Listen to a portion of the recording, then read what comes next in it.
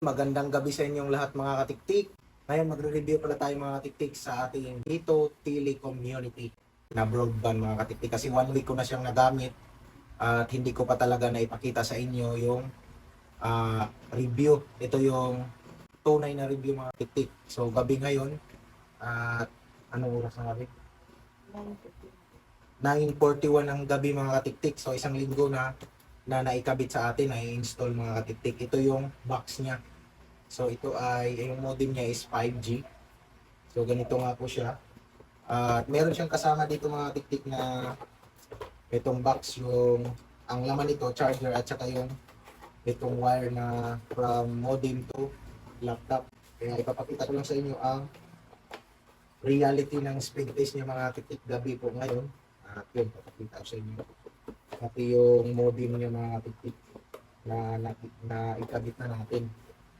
Kaya tara, silipin natin. Ito pala yung ano niya mga katiktik, yung modem. Dito ko na lang siya nilagay sa taas ng TV.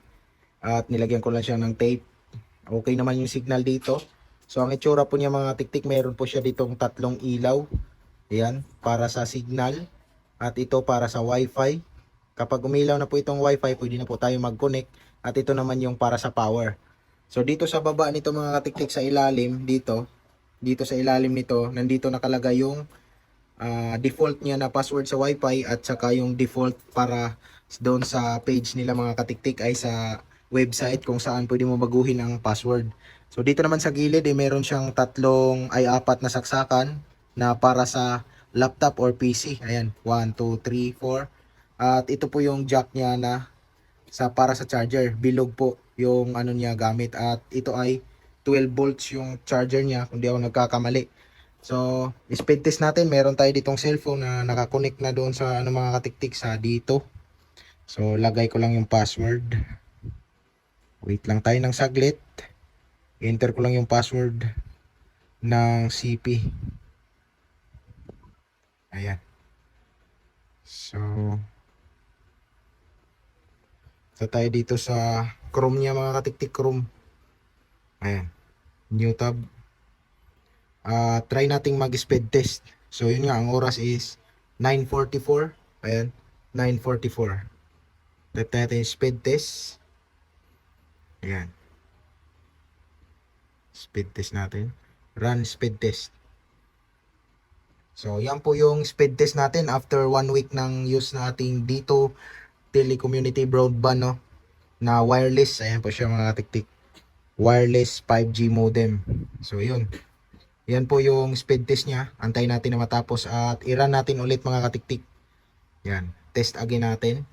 At subukan din natin mga katiktik mag-test gamit yung iba't ibang website. Yan. Try pa natin. Yan. Humina na naman siya. Tatlong beses natin siya i-try mga katiktik, tapos itatry din natin ulit sa iba naman na website. Ayan. So, yun po yung speed test niya mga katiktik. Test natin ulit. So, ito yung actual ngayon mga katiktik. Pero nung unang naikabit ito mga katiktik, hapon, umapalo to ng 300 Mbps. So, huwag kayong mag-alala mga katiktik, i-update ko kayo lagi.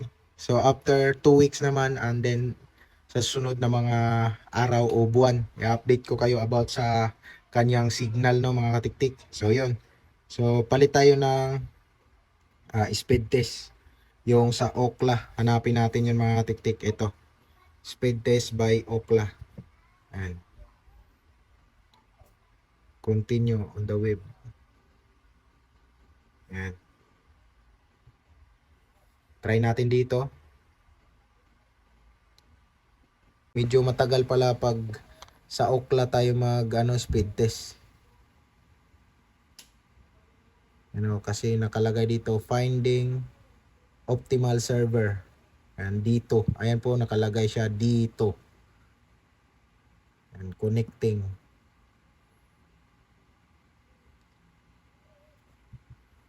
Nagba-black screen pa yung ano ko mga katiktik. Nagsa-shutdown. Matagal po yun siyang connecting. Ayan na. Ready na po. So yun po talaga ang speed test niya mga katiktik pag sa Ookla. So meron pang ibang speed test na website. Tatry natin. Last try. Yan. So yun po yung mga katiktik 350. Yan Mbps. So balik tayo, hanapin natin ito sa fast.com. Tatry din natin dito. Fast.com. Ayan. So yun po yung actual niya mga katiktik ngayon. So yung oras niya 9:49 ng gabi. Ayan, tingnan mo, test ulit natin. Pumapalo siya ng 400 Mbps mga katiktik. Ayan, ngayon 370. So last try. Ayan. Oh, grabe mga katiktik sa fast.com. Ganon po siya yung Mbps niya. Yan po yun, 400 Mbps.